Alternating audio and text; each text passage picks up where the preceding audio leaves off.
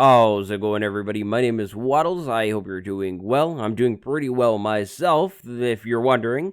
And welcome back to the 4 Simple Farms series. Today's episode was requested by Binyamin Alony. I hope I pronounced your name right. Sorry if I didn't. But today we'll be looking at 4 super simple XP farms. Now, of course, I am making this video with 1.13 in mind, but these farms will work on Bedrock. I think every single one of these will today, and also they should work in earlier versions. So, what episode do you want to see next on the 4 Simple Farm series? Tell me that down below. Leave a like if you like the video, subscribe if you haven't, and let's start looking at some pretty easy farms.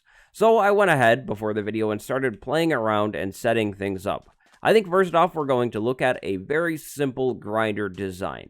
Now, of course, we're trying to design these farms with simpleness in mind, so there are better ways to do these things, right? But right here is a very, very simple skeleton farm. Now, this farm will not only get you bones, arrows, and bows, and maybe some armor, but it will also get you XP, of course. Now, the design that I'm using is very, very basic. As you can see up here, I have a skeleton spawner and a room dug out. 4 in every single direction from the spawner, 3 above and 3 below, and then water in each and every corner with a 3x3 hole in the middle. When skeletons spawn, they will drop down and either fall into the water or straight down into this grinding hole down here. You can, of course, make this little farming area farther away from the spawner. I just set it up real quickly. You would actually want this farther from the spawner because of lighting. If your room has light in here, especially around the spawner, you will get decreased rates. This design will, of course, work with zombies as well as it does with skeletons. And it's a very, very easy way to get your hands on not only some bones and rotten flesh or whatever you're doing this with, but also some XP, especially early game. So the thing is pretty easy to set up. It'll be active the whole time you're down in this room, and if you just AFK here for a little while, you'll notice more and more skeletons piling up in here. You could, of course, change these bottom blocks with hoppers, and if you're doing this with skeletons, you will technically want some slabs along this glass so they cannot shoot you when you get too close.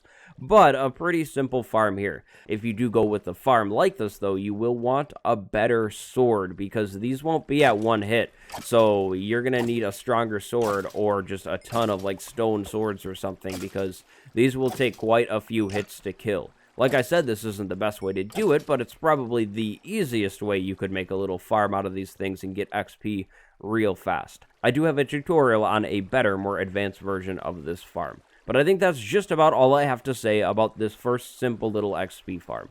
So I think it's time to move on. Now, for this next farm, you find me in the Nether. I am over at my Blaze farm. This farm is by far the least simple farm that I am showing off in this video and that I have shown off in this mini-series thus far.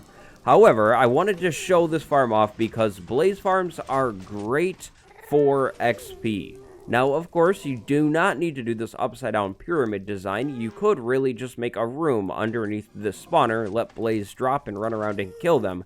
However, again, I just wanted to show off a Blaze farm of some sort.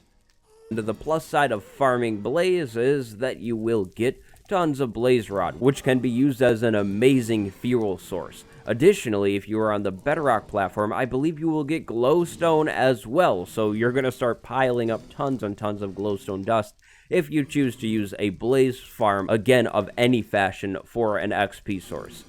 Now, if you're interested in this particular farm here, I will put a card to my tutorial somewhere right about here, or at least I'll try to remember. But again, keep in mind, you do not need to do this farm.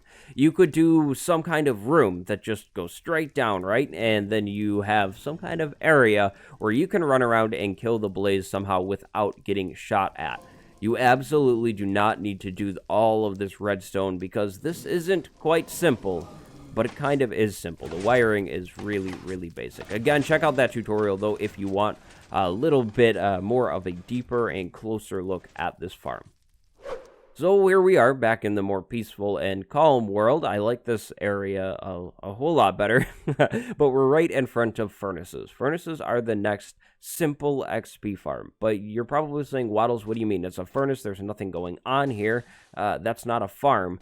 And yeah, I know, it isn't technically really a farm, but I wanted to point out that furnaces are an absolutely amazing source of XP, especially early on. If you just need a few levels because you're trying to get some kind of enchant going, this is a decent way to go.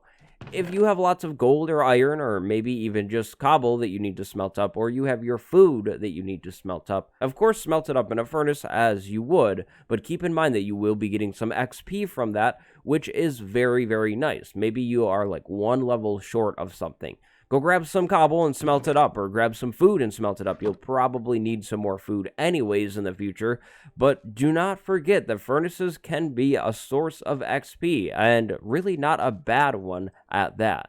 Now, of course, later on, this isn't going to be very good for you if you have beaten the end and all of that. This is probably not your ideal XP source, but these are simple. So there you go. Furnaces number 3. Remember that they give you XP and take advantage of that. And so our final simple farm for today. This is it. A floating box of cobblestone with a block dug out. Yep. So this is a very, very simple Enderman farm. These are a pretty good source of XP. If you stand in this little block and you have blocks above your head like that, and you start to look around at Enderman, they will, of course, crowd over towards you.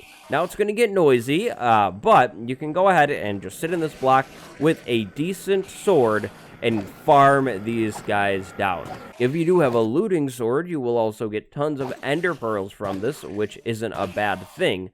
Endermen do take some time to kill, though, so you'll need to be a little patient.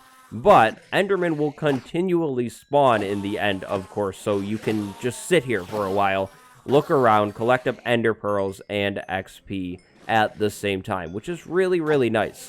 Now, when you do set this thing up, you will want some blocks above your head. I like a 3x3. Make sure you do blocks so that Enderman cannot pick up. Do not do, like, dirt or something like that, because eventually, if you get a lot of Endermen around you, you will find that blocks get removed from above your head, and then you'll die pretty fast. So be very cautious and mindful of what block you are using above this farm.